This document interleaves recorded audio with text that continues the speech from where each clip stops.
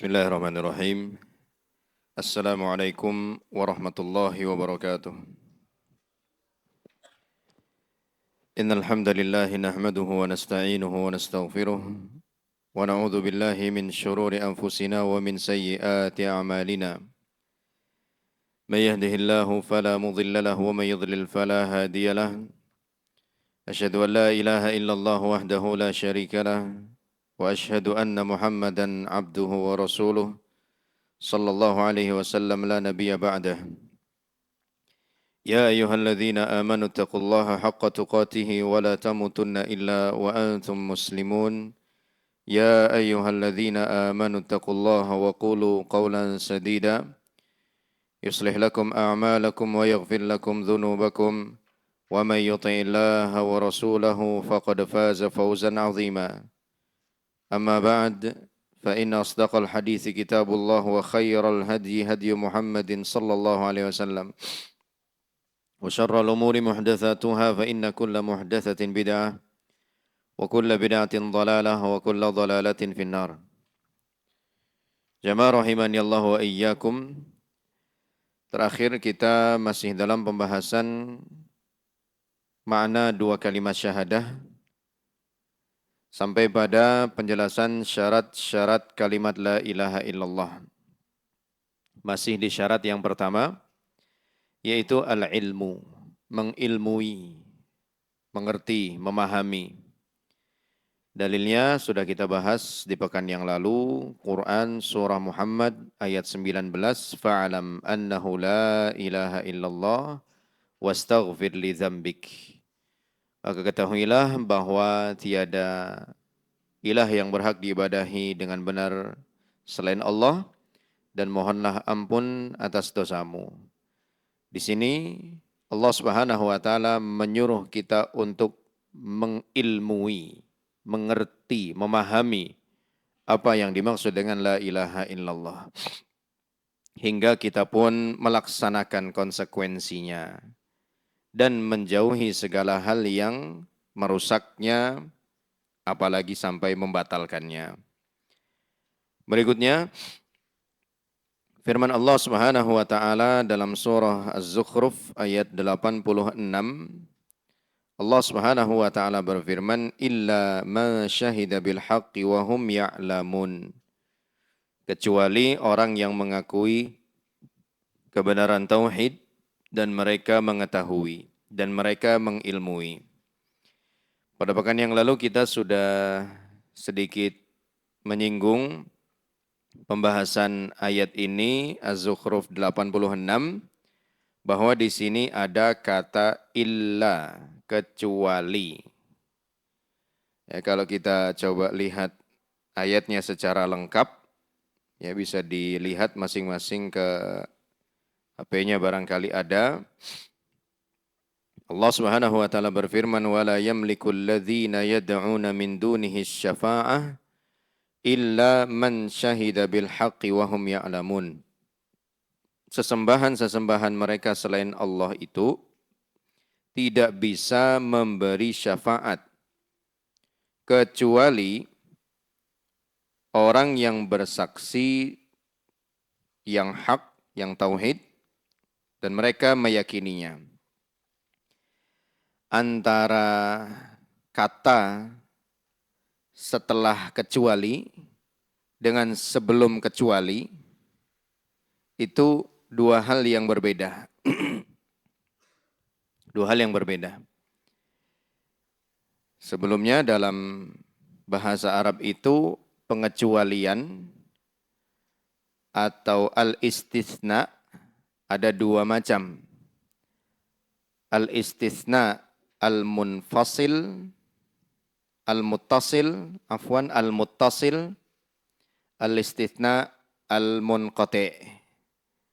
Al-istisna al-muttasil, istisna atau pengecualian yang terhubung, maksudnya adalah sesuatu yang dikecualikan itu masih menjadi bagian daripada kata yang ada di sebelum kecuali. Contohnya begini. Ya, semua murid tidak paham kecuali Ahmad. Ahmad bagian daripada murid-murid itu. Ya, Ahmad adalah bagian daripada murid-murid itu. Nah, Ahmad ini menjadi pihak yang dikecualikan dari keumuman hukum tadi. Bahwa seluruh murid nggak paham, kecuali Ahmad. Nah ini di dalam bahasa Arab dinamai dengan al-istithna al-muttasil. Pengecualian yang masih nyambung, begitu gampangnya lah. Yang masih nyambung. Sesuatu yang dikecualikan itu masih menjadi bagian daripada kelompok yang umum. Yang disebutkan sebelum kata kecuali. Adapun pengecualian yang kedua, al-istithna al-munqati', istisna pengecualian yang terputus alias enggak bersambung adalah sesuatu yang dikecualikan itu bukan bagian daripada yang keumuman di awal tadi. Ya. Misalnya dalam hal ini firman Allah fasajadal malaikatu kulluhum ajma'un illa iblis. Semua malaikat sujud. Semua malaikat itu sujud kepada Adam kecuali iblis. Pertanyaannya, iblis sesungguhnya bagian daripada malaikat atau bukan bagian dari malaikat? Bukan. Ya. Malaikat diciptakan oleh Allah dari cahaya, sementara iblis Allah ciptakan dari api. Ini disebut dengan al-istithna al-munqati', istisna yang terputus, pengecualian yang tidak terhubung. Nah, Az-Zukhruf ayat 86 ini kata Ibnu Katsir rahimahullahu taala, hadza istisnaun munqati'. Ini adalah pengecualian yang terputus. Maknanya ya, dan para ulama bahasa menjelaskan begitu. Makna daripada kecuali adalah akan tetapi. Makna daripada kecuali adalah akan tetapi. Hingga ketika kita kembalikan kepada terjemahannya, Az-Zukhruf ayat 86, sesembahan-sesembahan mereka selain Allah tidak bisa memberi syafaat. Kecualinya diganti dengan apa tadi? Akan tetapi. Akan tetapi orang yang bersaksi dengan benar dan mereka meyakininya. Jadi sesembahan-sesembahan selain Allah itu tidak bisa memberikan syafaat. Siapa yang bisa memberikan syafaat? Seseorang yang mengucapkan la ilaha illallah dengan ilmu. Allah mengatakan di akhir ayat, wahum ya'lamun. Dan mereka mengetahui. Dan mereka mengilmui. Jadi Az-Zukhruf ayat 86 ini ada di dalamnya ada dua pembahasan. Pembahasan pertama yaitu tentang yang sedang kita sampaikan sekarang. Sesungguhnya seseorang yang syafaatnya akan benar-benar terjadi, berguna, bermanfaat adalah seseorang yang bersaksi, bersyahadat dalam kondisi mengilmui, dalam kondisi mengetahui apa yang menjadi makna syahadat itu, apa yang menjadi rukun-rukunnya, apa yang menjadi syarat-syaratnya, apa pula nanti yang berpotensi membatalkannya. Dia tahu. Jadi enggak sembarang orang la ilaha illallah pasti akan mampu diberikan izin untuk menyampaikan syafaatnya. Itu pembahasan pertama kita. Berarti kita harus mengetahui syahadat yang selama ini selalu kita ucapkan minimal di duduk tasyahud awal dan akhir di dalam sholat kita. Ya belum lagi ketika kita mengumandangkan azan, mengumandangkan iqamah kita harus tahu. Nah pembahasan keduanya adalah tentang masalah pengecualian itu tadi. Ada dua macam. Ada yang terhubung, ada yang terpisah. Yang terpisah contohnya tadi seluruh malaikat sujud kepada Adam kecuali iblis. Di mana iblis sebenarnya bukanlah bagian daripada malaikat, ya, tetapi tetap digunakan pengecualian itu. Adapun yang dimaksud dengan mengetahui kebenaran adalah kebenaran kalimat la ilaha illallah. Sedangkan maksud dari sedang mereka orang yang mengetahui adalah mengerti dengan hati apa yang mereka ucapkan dengan lisan. Berarti syahadatnya bukan cuma sekedar formalitas di lisan saja, melainkan juga benar-benar difahami dengan hatinya. Dan itulah syahadat yang berguna. Sebagaimana zikir yang berguna juga harus difahami oleh hatinya. Ibnul Qayyim kan menjelaskan bahwa semua macam zikir itu benar-benar akan berguna, benar-benar akan bermanfaat ketika satu, tawatu'a fihil qalbul lisan. Tawatu'a fihil qalbu al-lisan. Adanya keselarasan antara hati dengan lisan. Itu satu. Yang kedua kata beliau, wa kana syahidan lima anihi wa maqasidihi. Seseorang yang berzikir itu paham makna zikir yang sedang dia lantunkan. Juga tujuannya, juga konsekuensinya.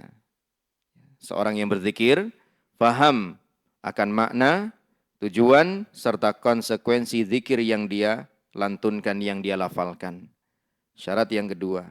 Dan syarat yang ketiga kata beliau, Al-Imam Ibnul Qayyim rahimahullahu ta'ala, wa kana minal azkarin nabawiyah.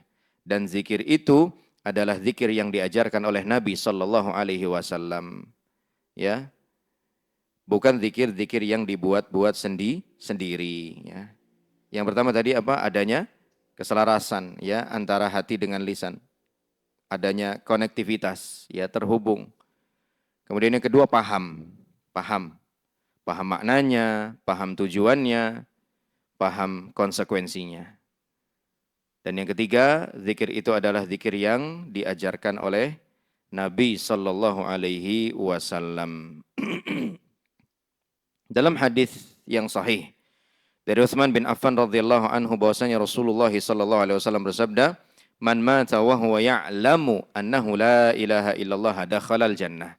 Barang siapa yang meninggal dunia dan dia mengetahui, mengilmui, wa huwa ya'lam, dan dia mengilmui, mengetahui. Kita masih di syarat yang pertama, ya, yaitu ilmu. Bahwa tiada ilah sesembahan yang berhak disembah dengan benar kecuali Allah, maka dia pasti masuk surga. Ya, ada syarat mengilmui, enggak sekedar mengucapkan, ya, enggak sekedar melafadzkan, melantunkan, tapi dia enggak tahu.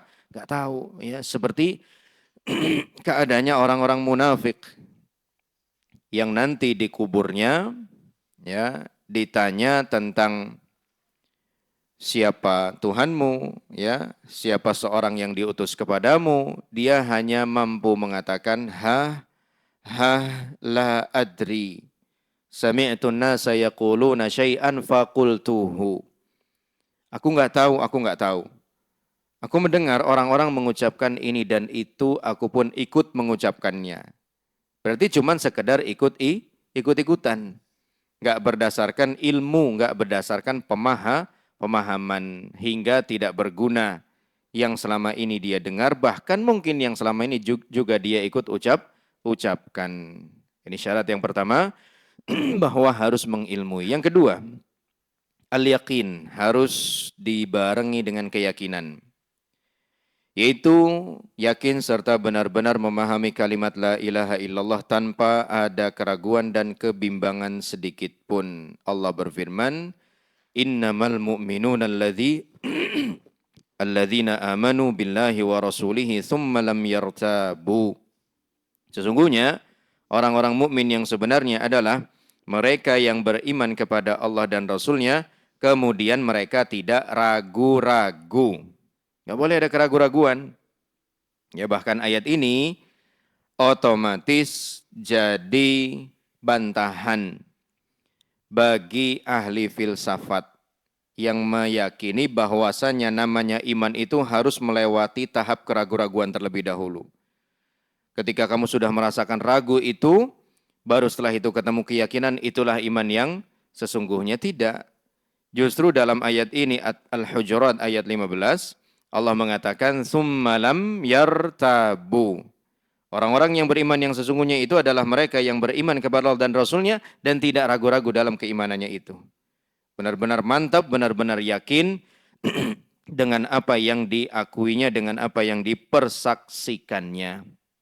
Bahwa tiada ilah yang berhak disembah kecuali Allah, bahwa Nabi Muhammad sallallahu alaihi wasallam adalah hamba dan utusan Allah Subhanahu wa taala.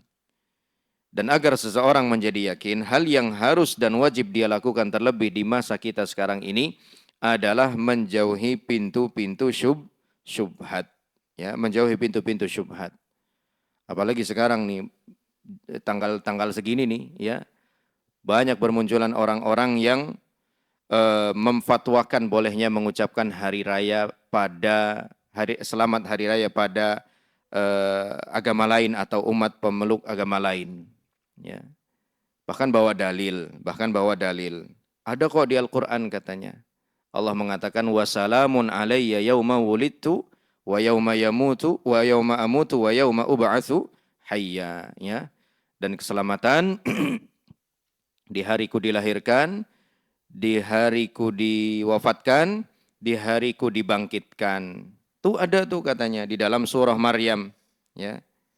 Maka kita katakan pertama, pendalilan seperti ini belum ada seorang ulama salafun yang melakukannya.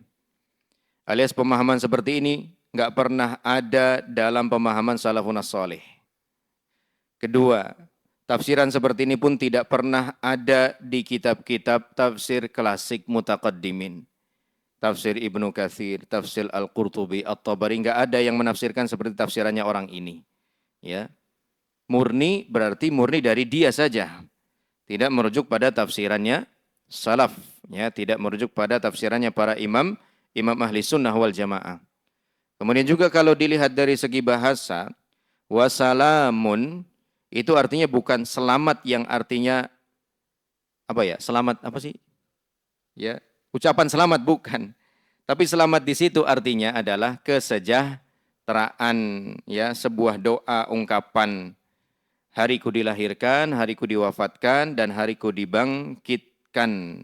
Ya, jadi tidak seperti yang dia fahami. Ya, tidak seperti yang difahami. Kalau memang begitu pendalilannya, oh ada dalam Al-Quran bolehnya mengucapkan selamat. Ya kalau gitu jangan cuma kelahirannya doang. Nanti wafatnya juga, nanti pas dibangkitkan kamu datangi Nabi Isa sekalian. Ya, kan nggak mungkin. Ya, pendalilan seperti itu jelas pendalilan yang batil, yang menyimpang. Ya. Dalil nggak pernah salah. Yang bisa salah itu pendalilannya. Jadi jauhi segala pintu-pintu syubhat. Ya, sebagaimana yang dilakukan oleh salafun as-salih. Al-Imam Malik rahimahullahu ta'ala, di antara kebiasaan beliau begitu.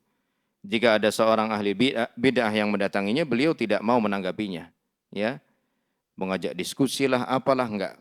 Ya, amma ana ala bayyinah. Amma anta fa'ala syak. Fadhhab ila syakkin mislik. Ya, saya sudah ada dalam kondisi yang yakin, yang jelas, tidak ada keraguan sedikit pun. Adapun kamu kalau masih ragu-ragu, sana cari orang-orang yang ragu seperti kamu. Ya, tidak usah membuat atau mengajak saya ikut ragu-ragu seperti kamu. Ya. Jadi harus menjauhi kita harus menjauhi pintu-pintu syubhat yang membuat kita jadi ragu-ragu akan kebenaran Islam. Rasulullah sallallahu alaihi wasallam juga bersabda, "Asyhadu an la ilaha illallah wa anni Rasulullah, la yalqallaha bihima 'abdun ghaira syakin fihima illa dakhalal jannah." Aku bersaksi tiada ilah sesembahan yang berhak diibadai dengan benar kecuali hanya Allah, dan bahwa aku adalah utusan Allah. Tidaklah seorang hamba menjumpai Allah dalam keadaan tidak ragu-ragu. Tidak ragu-ragu artinya dalam keadaan yakin terhadap kedua syahadat tersebut, melainkan pasti dia masuk surga. Dalil yang ketiga, ini sebenarnya dalilnya lumayan panjang, ya, tetapi di sini diringkas oleh penulis rahimahullahu taala. Idhab bina'laihatain. Abu Hurairah, pergilah dengan membawa kedua sandalku ini. Faman laqita min wara'i hadzal ha'id yashhadu an la ilaha illallah mustaiqinan biha qalbuhu fabashshirhu bil jannah.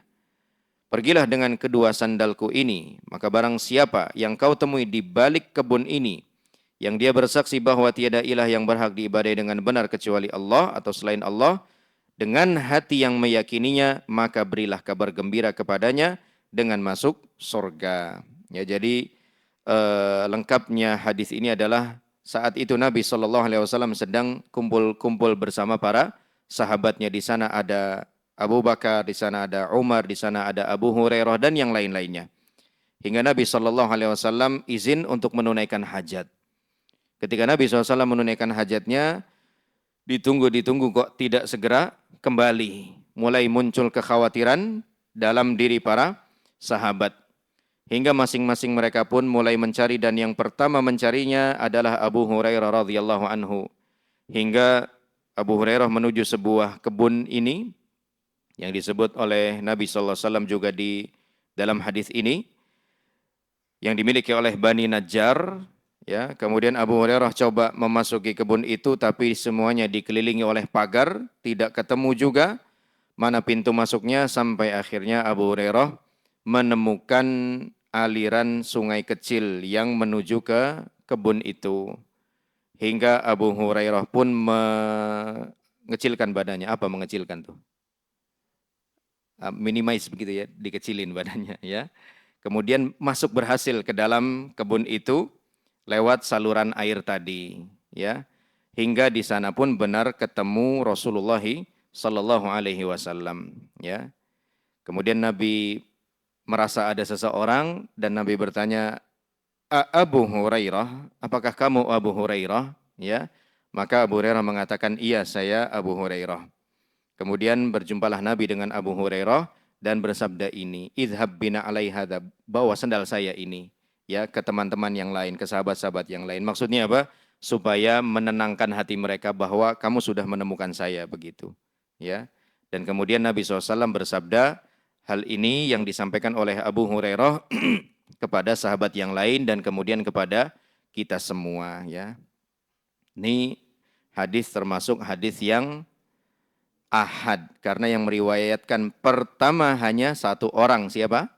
Abu Hurairah radhiyallahu anhu saja, tapi dalam akidah Ahlussunnah wal Jamaah hadis ahad tetap dijadikan sebagai dalil ya. Hadis ahad tetap dijadikan sebagai dalil. Nah, di dalam hadis ini Nabi berpesan kepada Abu Hurairah yang kemudian oleh Abu Hurairah disampaikan kepada Umar dan sahabat yang lain hingga sampai kepada kita bahwa Nabi bersabda, "Man laqitahu min wara'i hadzal ha'id yashhadu an la ilaha illallah mustaiqinan biha qalbuhu fabashshirhu bil jannah."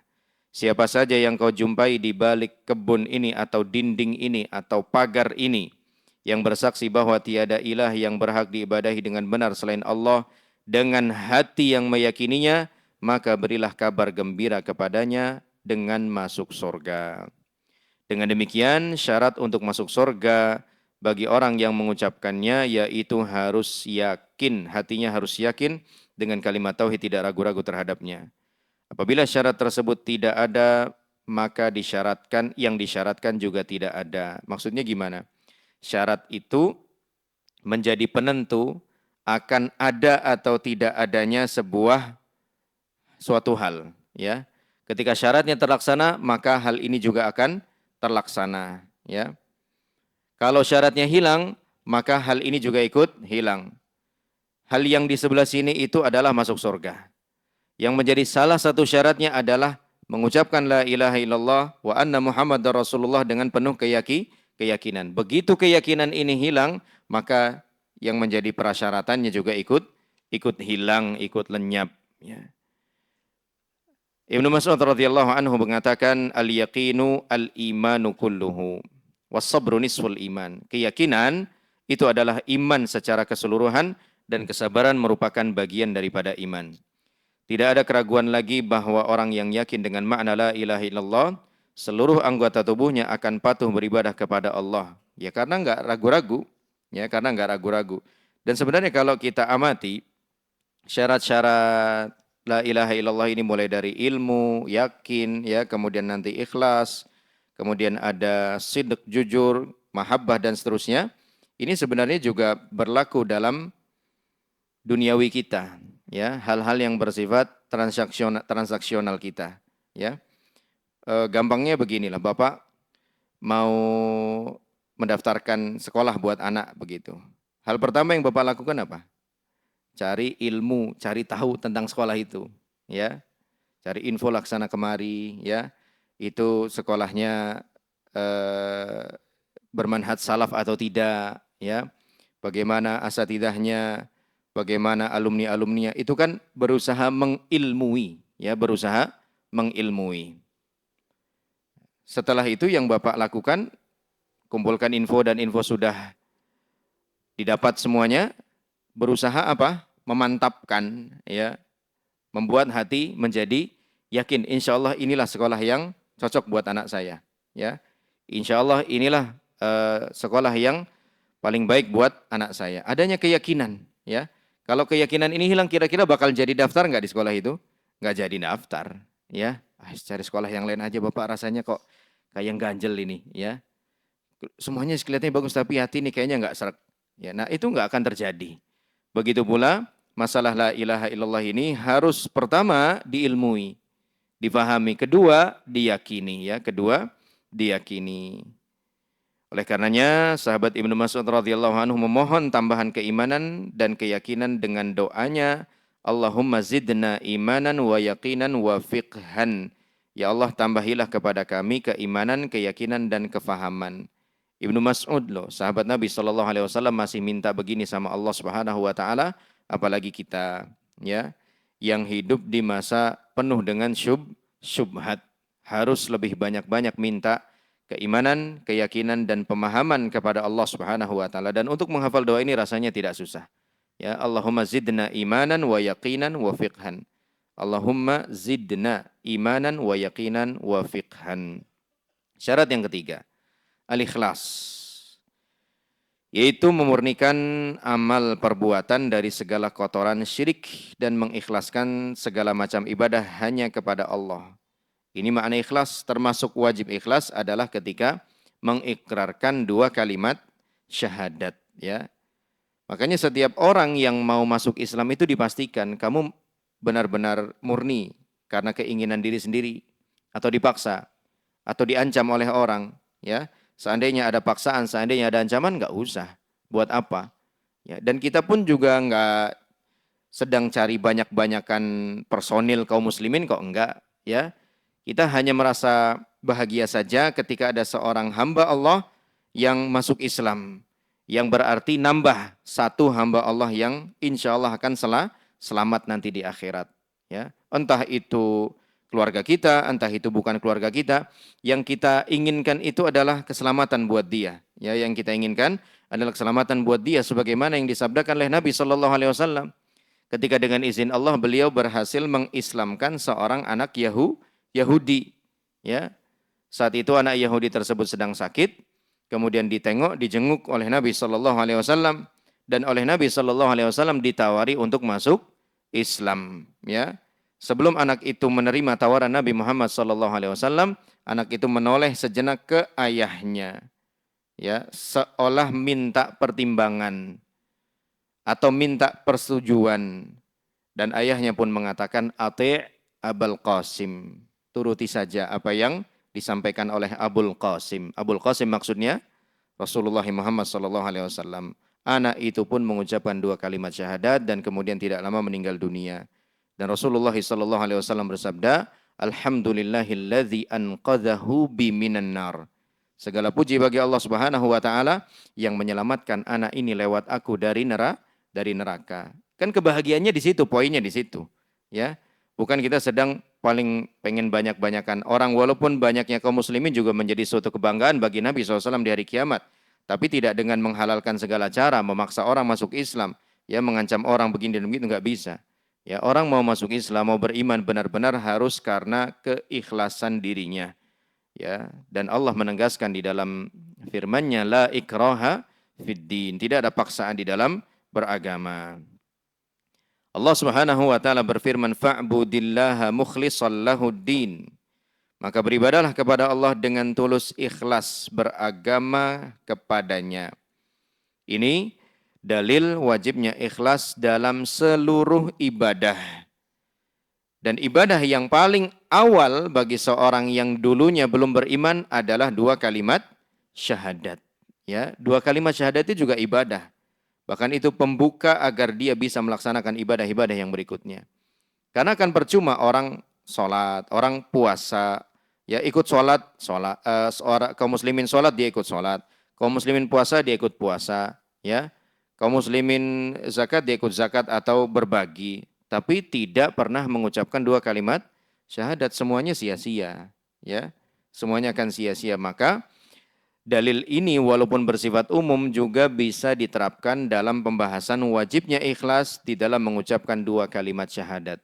Wabil khusus kalimat la ilaha illallah. Allah juga berfirman, "Wa ma umiru illa liya'budullaha mukhlishina lahuddin." Padahal mereka hanya diperintah untuk beribadah kepada Allah dengan ikhlas mentaatinya semata-mata karena menjalankan agama. Lagi-lagi di sini Allah mengatakan bahwa kita diperintah untuk mengikhlaskan, memurnikan ibadah itu hanya untuk Allah Subhanahu wa taala saja, tidak untuk yang lainnya. Dan ayat ini juga sekaligus menjadi dalil bahwasannya yang namanya ibadah itu pada prinsipnya dibangun di atas perintah, ya. Ibadah pada prinsipnya dibangun di atas adanya perintah. Kalau ada perintah, ya dilaksanakan. Kalau tidak ada perintah, ya jangan melaksanakan. Bahkan ini juga disampaikan oleh Nabi Isa alaihi salam, ya, ketika beliau ditanya oleh Allah Subhanahu wa taala, "A anta qulta linnas ittakhizuni wa ummiya ilahaini min dunillah?" Apakah engkau wahai Isa berkata kepada segenap manusia, umatmu wabil khusus, berkata kepada mereka, "Jadikanlah aku dan ibuku sebagai dua Tuhan daripada selain Allah." Apa jawab Nabi Isa alaihissalam? Qala subhanak, maha suci engkau ya Allah. Ma yakunu li an aqula ma laysa li bihaq. Aku enggak mungkin mengatakan sesuatu yang aku tidak berhak untuk mengatakannya. Ya, ma yakunu li an aqula ma laysa li bihaq. In kuntu qultuhu faqad alimtah ta'lamu ma fi nafsi wa la a'lamu ma fi nafsik innaka anta 'allamul ghuyub.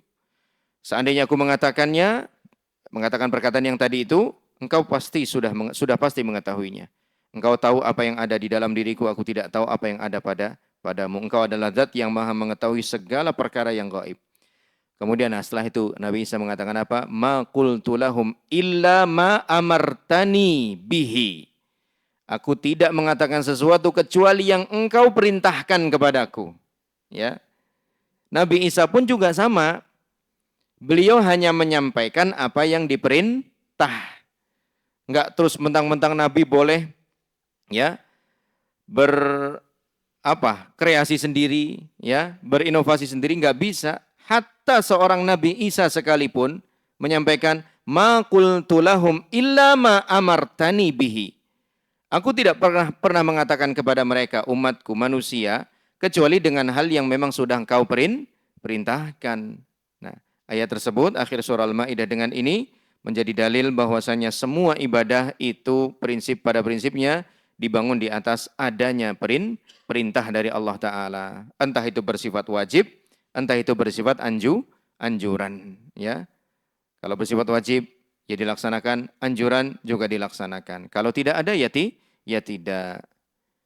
Rasulullah sallallahu alaihi wasallam juga bersabda, as'adun nasi bi syafaati yaumal qiyamah man qala la ilaha illallah khalisan min qalbihi aw nafsihi.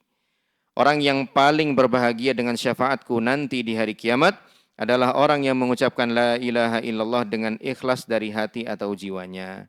Di sini lagi-lagi Nabi Shallallahu Alaihi Wasallam menegaskan wajibnya keikhlasan di dalam mengikrarkan kalimat la ilaha illallah. Ya. Dan faedah lain juga daripada hadis ini adalah Nabi Shallallahu Alaihi Wasallam mengalihkan ketergantungan seseorang kepada sesama orang. Dialihkannya kepada siapa? Kepada Allah Ta'ala. Ini awal mula hadis ini kan ada seorang sahabat yang bertanya. Pertanyaannya ya jawabannya ini. Man as'adun nasi bi syafa'atika ya Rasulullah. Siapakah orang yang paling berbahagia dengan syafaatmu nanti wahai Rasulullah? Ya. Nabi SAW enggak mengatakan ya yang sama-sama dengan aku gitu. Yang jadi temanku, yang jadi sahabat-sahabatku, enggak. Ya. Adanya kemungkinan ini langsung dialihkan oleh Nabi SAW. Yang paling bahagia adalah yang mengucapkan la ilaha illallah. Murni dari hatinya. Ya. Nah, hilanglah rasa ketergantungan seseorang kepada sesama orang, kepada sesama manusia. Begitu juga ada sahabat lain yang berkata kepada Nabi sallallahu alaihi wasallam, as'aluka murafaqataka fil jannah, ya. Aku minta kepadamu ya wahai Rasul, ya, agar selalu bisa bersamamu bahkan ketika nanti juga di sorga. Apa jawab Nabi sallallahu alaihi wasallam? Inni ala nafsika bikathratis sujud. Bantu aku untuk mewujudkan impianmu itu dengan banyak-banyak sujud, ya. Ini kan jadi hilang rasa ketergantungan seseorang terhadap sesama orang, ya. Dialihkannya kepada Allah Subhanahu wa taala. Tawakal kepada Allah, beramallah kepada Allah, nanti kamu dapatkan apa yang kamu inginkan, ya. Tidak sebagaimana yang dilakukan oleh dai-dai yang ya menggelincirkan kaum muslimin, yang malah menggiring kaum muslimin untuk ya menjadi pengikutnya, yang seolah ketika sudah menjadi pengikutnya jaminan selamat di akhirat itu sudah ada di tangan, ya. Padahal dirinya sendiri pun belum tentu selamat, ya. Padahal dirinya sendiri belum tentu selamat, bagaimana bisa menyelamatkan orang lain, ya. Faqidus syai' la yu'ti. Seseorang yang tidak memiliki apa-apa itu tidak bisa berbagi, ya. Seseorang yang enggak selamat tidak bisa menyelamatkan, ya. Nabi SAW saja yang pasti secara dalil kita tahu beliau diberikan hak untuk menyampaikan syafaat, tidak sesembrono itu, ya, seperti yang dilakukan oleh orang-orang yang mengaku sebagai keturunannya, ya, yang mengaku sebagai cucu-cucunya, pokoknya selamat, jadi pembantunya selamat juga, ya, pokoknya yang semuanya berkaitan sama cucu Nabi pasti selamat, ya. Nabi aja nggak ngobrol kayak begitu, ya, padahal itu nabinya, intinya, ya. Nah ini cucunya yang entah berantah di generasi keberapa dan benar apa enggak juga, wallahu alam bissawab, ya. Bisa-bisanya ngobrol janji-janji seperti itu kepada kaum muslimin. Ya orang-orang awam yang namanya pengen selamat ya iya-iya aja, ya. Nurut-nurut aja karena mereka sebenarnya punya niat yang bagus, ya saya pengennya selamat, saya pengennya aman, cuma salah guru, ya, cuma salah bimbingan. Selanjutnya syarat yang keempat, as-sidqu, yaitu jujur. Maksudnya adalah mengucapkan kalimat ini dengan disertai pembenaran oleh hatinya. Alias bukan pura-pura, ya. Alias bukan pura-pura seperti yang dilakukan oleh orang-orang munafik. Barang siapa yang lisannya mengucapkan namun hatinya mendustakan, maka ia adalah munafik dan pendusta. Munafik sendiri atau nifak sendiri maknanya adalah izharul iman wa ibtanul kufri atau ikhfaul kufri. Nifak, ya, maknanya adalah menampakkan identitas keimanan atau keislaman, ya, tapi dia di waktu yang sama menyembunyikan kekufurannya kepada Allah Subhanahu wa taala di dalam hatinya. Sesungguhnya dia benci sekali terhadap syariat-syariat Allah Subhanahu wa taala. Bahkan benci sekali terhadap pribadi Rasulullah sallallahu alaihi wasallam, tapi itu tidak dia tampakkan secara terang-terangan, ya. Yang dia tampakkan kepada khalayak adalah identitas bahwa dia juga seorang muslim, bahwa dia juga seorang mukmin, ya. Dan orang-orang seperti ini akan selalu ada, ya, akan selalu ada, ngaku-ngaku pura-pura jadi orang Islam, ya, padahal tidak sama sekali. Allah berfirman, wa minan nas may yaqulu amanna billahi wa bil yaumil akhir wa ma hum bimu'minin yukhadi'una Allah walladzina amanu wa ma yakhda'una illa anfusahum wa ma yash'urun. Dan di antara manusia ada yang berkata, kami beriman kepada Allah dan hari akhir, padahal sesungguhnya mereka itu bukanlah orang-orang yang beriman. Mereka berusaha menipu Allah dan orang-orang yang beriman, padahal sejatinya mereka lah yang sedang menipu diri sendiri, tapi tidak mereka sadari, ya. Orang-orang munafik kan berpikiran begitu, berhasil mengelabui Allah. Dikiranya Allah enggak tahu, padahal Allah tahu dan Allah biarkan hingga akhirnya yang mengalami kekalahan telak Allah ataukah orang munafik itu sendiri? Orang munafik itu sendiri. Makanya di akhir ayat ini Allah mengatakan padahal sejatinya mereka menipu diri sendiri, ya.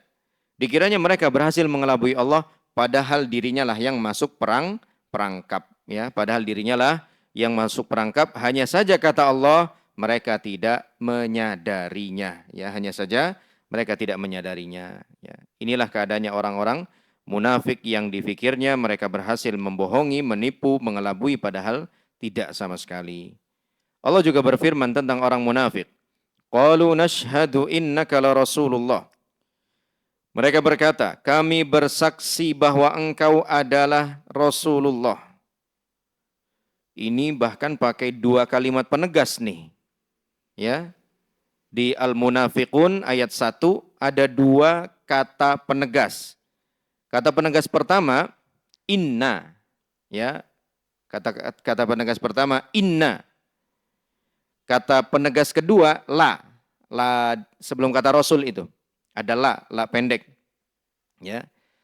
Kalau la dibaca panjang artinya tidak.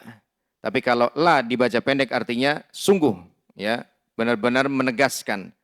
Makanya kalau mengucapkan la ilaha illallah, la yang di awal harus dibaca panjang. La ilaha illallah, tiada ilah. Ya. Kalau dibaca pendek berubah 180 derajat. Sungguh ada ilah. Ya. Sungguh ada ilah. Jadi hanya perbedaan panjang pendeknya bacaan saja sudah mempengaruhi perubahan arti. Nah, ini orang munafik bersaksi kepada Rasulullah SAW bahkan dengan menggunakan dua kata penegas. Pertama inna, kedua la. Ya. Nah, adanya dua penegas ini sejatinya itu merupakan hal yang nggak bisa diragukan sebenarnya. Tetapi berhubung yang mengucapkannya adalah orang munafik, ya tetap saja diragukan.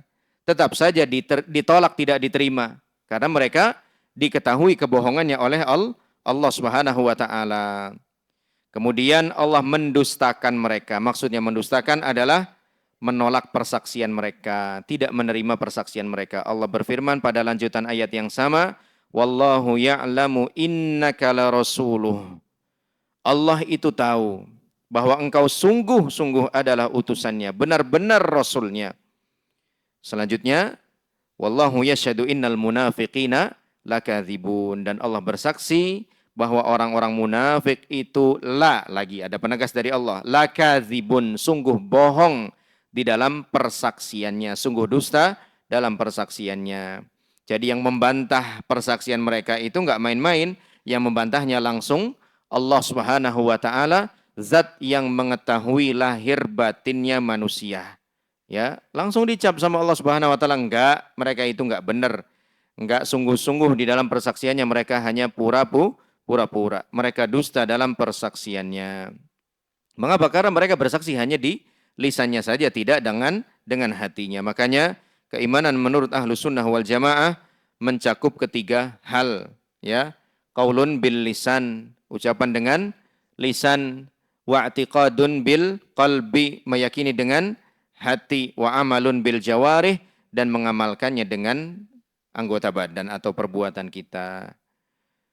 Kemudian Rasulullah SAW bersabda, "Ma min ahadin yashhadu an la ilaha illallah wa anna Muhammadar Rasulullah sidqan min qalbihi illa harramahu Allahu alaihi 'alan nar."